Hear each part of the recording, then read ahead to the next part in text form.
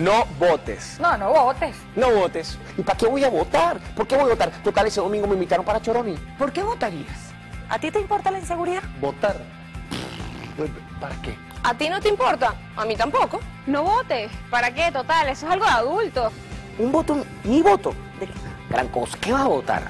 Que cierren medios de comunicación. Votar es absurdo, es ridículo. ¿Acaso el país es tuyo? ¿Para qué vas a votar? Está escrito. Pregunto, ¿hay la necesidad de votar? No, hombre, no vote. No votes. A menos que todas estas cosas te importen. No votes a menos que te importe la educación de tus hijos. Si piensas que todas las opiniones deberían estar representadas en la Asamblea Nacional. Las mías, las tuyas, la de tu mamá, la de tu papá, la de tu hermanito. Entonces, vota. A mí me importa mi país. Y la playa no se va a secar porque no vaya un domingo. Si crees que cada persona tiene derecho a un empleo digno, vota.